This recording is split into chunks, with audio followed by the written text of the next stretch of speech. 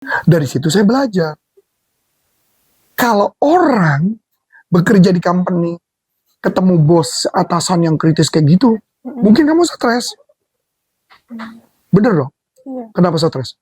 Kayaknya apa-apa gue salah ya. Ngajuin apa-apa kok salah ya, pasti gitu. Oke. Itulah yang disebut namanya berpikir kritis. Dan tugas kita adalah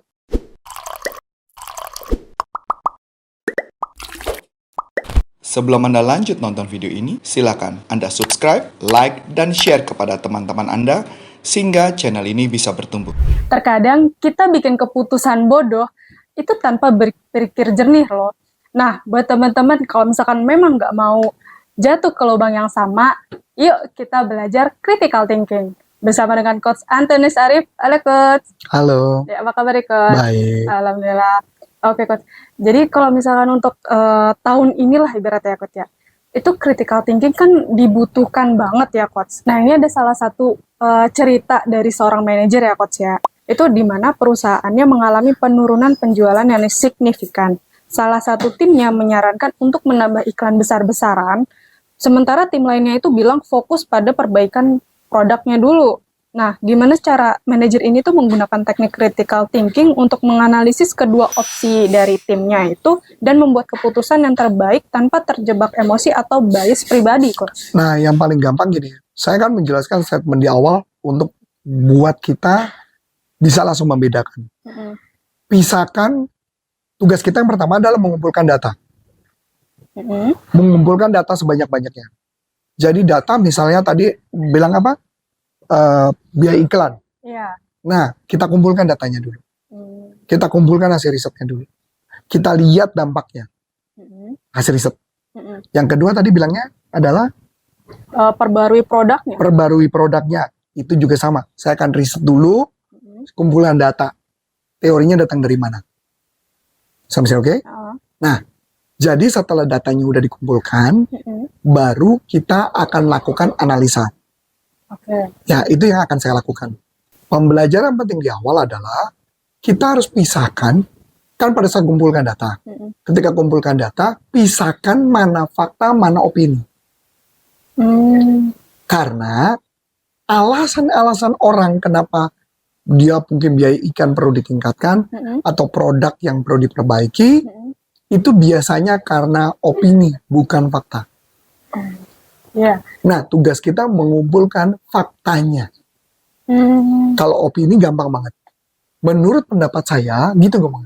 Iya. Ini ya, menurut saya, itu opini.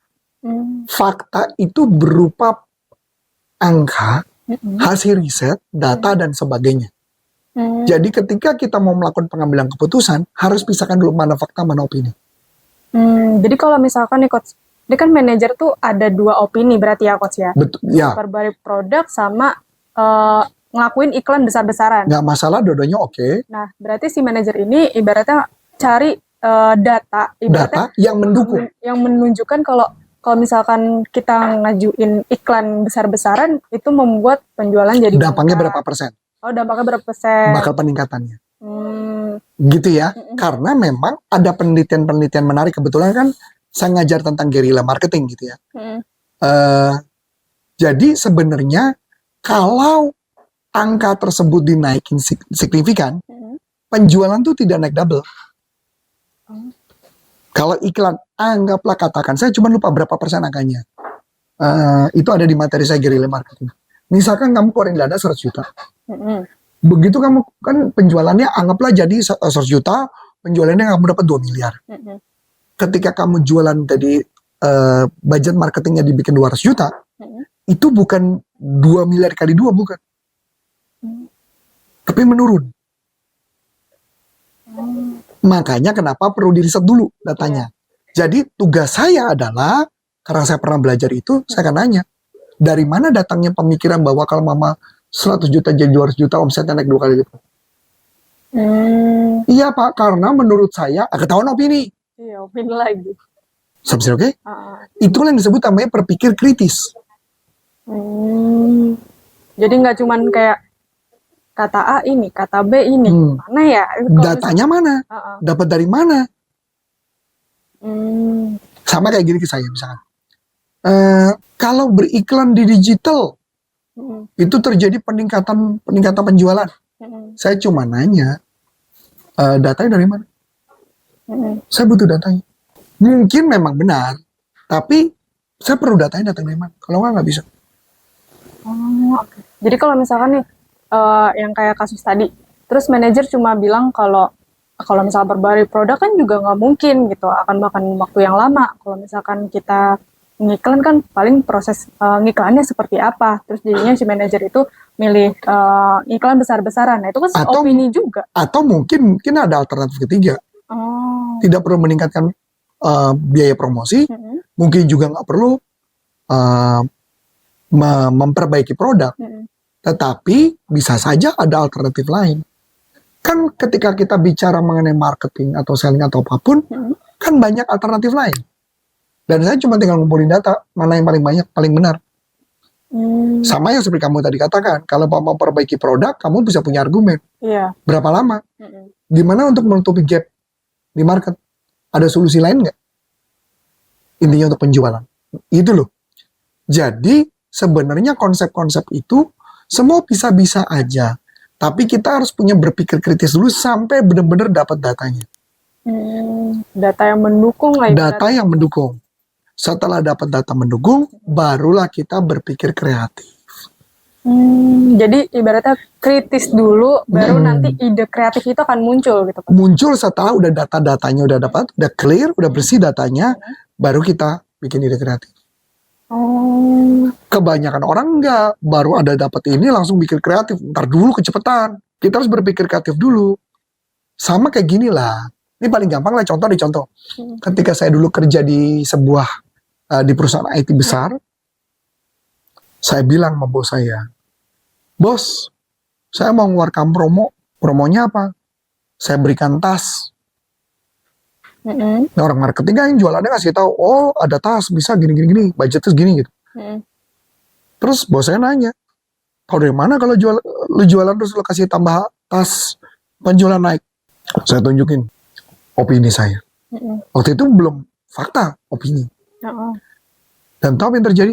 Dia jawab, kalau saya sih nggak mungkin, nggak make sense buat saya. Tapi gue mau menghargai lu. Gue akan keluarin budget. Silakan lu coba. Tapi abis itu nanti lu dengerin gue kalau setelah gagal ya. Dan ternyata bener saya gagal. Dari situ saya belajar. Kalau orang bekerja di company, ketemu bos atasan yang kritis kayak gitu, mungkin kamu stres. Bener dong? Kenapa stres? Kayaknya apa-apa gue salah ya. Ngajuin apa-apa kok salah ya. Pasti gitu. Oke. Itulah yang disebut namanya berpikir kritis. Dan tugas kita adalah menunjukkan data. Mau sekritis apapun, kalau saya mengatakan selama lo nggak punya data, lo percuma lah ngomong. Lo harus kumpulkan data. Jadi kalau misalkan kita berpikir kritis itu gini ya Coach ya.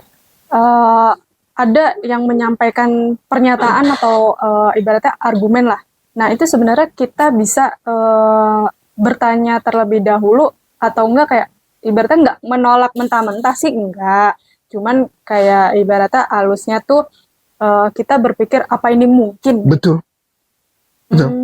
Makanya kenapa saya sering banget pakai basis data.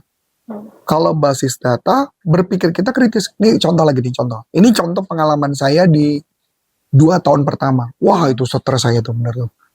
Jadi waktu itu saya lupa tentang apanya, tapi saya ingat kejadiannya di kantor Sudirman. Waktu itu saya lagi datang, saya lagi bikin, katanya disuruh bikin agreement lah. Agreement apa saya lupa gitu. Ketika saya bikin agreementnya, konsepnya dan sebagainya, saya kasih ke bos saya.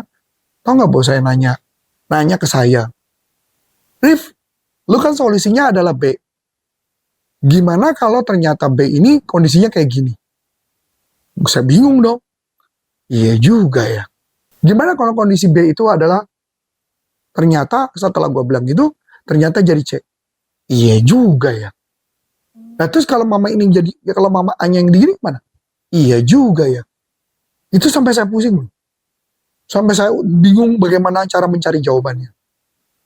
Jawabannya adalah, dulu kenapa saya nggak bisa mencari jawaban, karena saya tidak diajarin bagaimana berpikir kreatif. Cuman kami diajarin untuk berpikir kritis, tapi tidak diajarin bagaimana menemukan solusi. Oh, creative thinking ini tuh sebenarnya mencari solusinya ya? Mencari solusi untuk mengatasi problem itu. Jadi kalau dulu, oh bener, kritis banget. Makanya, mungkin Oleh juga mulai bisa mengerti. Kenapa kalau ada sesuatu meeting atau apapun, bahkan meeting internal pun, kadang saya nanyanya tajam kan. Iya. Kalau ini gini gimana? Kalau ini begitu gimana? Kalau kondisi ini gini gimana? Kalau gitu gimana? Iya. Bener nggak? Bahkan contoh waktu itu yang disuruh bikin agreement, saya ngomong kan, kalau nanti dia ngomong gini gimana? Kalau dia ngomong gini gimana? Saya ngomong gini gimana? Intinya kita tuh nutupin lubang. Iya. Itulah yang sebenarnya yang membuat kenapa kalau kita negosiasi bisa jadi menang, karena kita udah persiapan. Karena rumus negosiasi itu antisipasi. Begitu juga dengan berpikir kritis, kita mengantisipasi semua hal. Oh, kalau misalnya kita punya pemikiran kritis tuh sebenarnya kita kayak udah memplotkan lah. Oh, kalau misalkan dia nanti jawabnya ini tuh harusnya seperti ini. Kalau misalkan nanti kita ngelakuin ini, oh nanti bakal kejadiannya seperti ini. Oh. Apalagi kalau kita sebagai seorang sales, kamu nawarin barang, nggak mengantisipasi. Kalau saya emang enggak, ketika saya nawarin barang nih, gimana kalau ditolak? Saya harus ngomong apa? Kalau saya sejauh itu. Gimana kalau dia ngomong harganya mahal? Saya harus ngomong apa? Jadi, saya mengajarkan segala sesuatu harus mengantisipasi semua hal. Jangan kita bismillah berhasil. Ya amin kalau berhasil. Tapi kita harus antisipasi. Iya. Itu yang kamu juga baru sadar kan? Iya. Oh. Berpikir kritis bang capek. Nah, kalau misalkan di dalam NLP terkait gimana cara kita buat berpikir kritisnya itu kan kalau misalkan NLP kan yang saya tahu itu bermainan di otak ya, pemikiran ya coach ya. Nah, itu kalau misalkan apakah ada rangsangnya atau gimana coach? Makanya tadi yang saya katakan, pisahkan. Jadi artinya pisahkan antara fakta dan opini itu merupakan bagian dari NLP.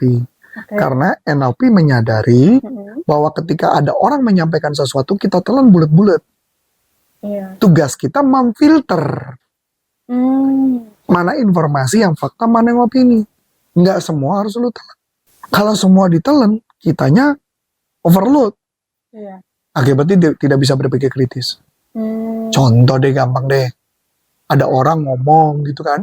Ketika dia ngomong, kok saya melihat kayaknya dia agak berkaca-kaca ya. Kayak kemarin deh, Adi juga tahu tuh. Saya lagi ngajar, kok mendadak saya ngeliat ke matanya kayak berkaca-kaca. Walaupun orangnya nggak ngaku kan ya. Nggak ngaku. Akhirnya bilang, iya bener ada. Nah, tugas kita tuh kayak gitu. Jadi curious. Kalau saya bilang frame-nya yang harus saya pakai curious. Curious itu apa ya? Penasaran ya? Penasaran, excited, pengen cari tahu. Itu saya. Jadi ketika berpikir kritis seperti itu. Setelah dapat faktanya semua, barulah kita filter. Barulah kita bikin ide. Bikin planning. Bikin rencana. Kalau misalkan gini coach, kalau misalkan karyawan ya coach ya, berarti di corporate gitu, punya beranggapan, yang dikatakan atasan udah pasti benar gitu. Cuma kalau misalkan kita sebagai karyawan tuh kayak punya berpikir kritis, pasti kayak ibaratnya, apa benar yang dikatakan sama atasan gitu kan ya coach ya. Terus cari tahu, terus tapi kalau misalkan yang saya temukan kok kayak gini, itu apakah bisa kita lebih baik di awal kita bertanya dulu sih. Atasan tuh sebenarnya pengen karyawan kita tuh bertanya. Tapi memang ada yang zaman dulu adalah lu nggak boleh nanya. Tapi di beberapa perusahaan-perusahaan yang besar, yang saya tahu, mereka lebih suka adalah karyawan yang mampu bertanya. Ketika mereka bertanya, itu dianggap berpikir kritis. Ciri-cirinya gampang dong. Kalau perusahaan-perusahaan yang seperti itu. Yaitu adalah ketika kita ada melakukan kesalahan, dia bilang, makanya tanya. Kamu nggak nanya ya makanya kamu nggak miss. Nah itu berarti perusahaannya itu mengandalkan itu. Oh, Ya, iya. kecuali jangan banyak nanya, lakuin aja. Ah, dia model feodal tuh. Paham ya? Iya, paham. Karena kita tahu tugas kita membuat orang berpikir kritis. Jangan main terima begitu aja. Oh, nggak paham. Sebenarnya kalau misalkan nggak cuma atasan aja, sebenarnya sebagai bawahan, sebagai tim pun juga diperlukan hal tersebut ya, Coach. Sangat. Makanya ketika minimal kita bertanya dulu, dapat maksudnya atasan dengan clear, baru kita kerjakan. Ketika kita kerjakan, baru kita memberikan hasil yang terbaik. Tanpa ngeyel ya, Coach. Tanpa perlu ngeyel. Ya maksudnya ketika diberikan atasan, ditanya, kenapa begini, gini. Iya Pak, saya menemukannya begini. Dan pasti ujung-ujungnya, semua atasan menghadapi karyawan yang ngeyel, dia akan cari tahu ini ngomongnya fakta apa opini. Oh, berarti nggak yang melulu dari sisi karyawan itu yang ngeyel atau berpikir kritis, tapi atasan pun juga kayak harus punya berpikir kritis, memfilter apakah mereka tuh benar. Gitu. Contoh. Ketika ada orang menyampaikan kepada saya, oh ya Pak, menurut mereka adalah harusnya begini. Gitu kan? Tapi kita belum bisa. Saya cuma nanya, udah dilakukan persis belum seperti requestnya mereka? Belum. Kenapa enggak? Nah, ngerti gak? Jadi tugas saya, kalimat yang disampaikan, saya filter dulu, Paham? Wah, menarik nih teman-teman. Jadi untuk yang saat ini tuh pasti akan banyak banget kita menemukan perubahan ke depannya gitu ya. Apalagi kalau misalkan kita punya pemikiran yang critical thinking gitu. Nah, buat teman-teman kalau misalkan mau belajar tentang NLP agar teman-teman tuh punya critical thinking bahkan bisa sampai creative thinking, teman-teman bisa banget hubungin yang ada kontak di deskripsi di bawah ini ya. Mungkin cukup sekian dari aku, Aulia. Dan saya Coach Antoni Syarif mengucapkan terima kasih, sukses buat Anda dan sampai jumpa NLP for Business untuk Indonesia. Bye-bye.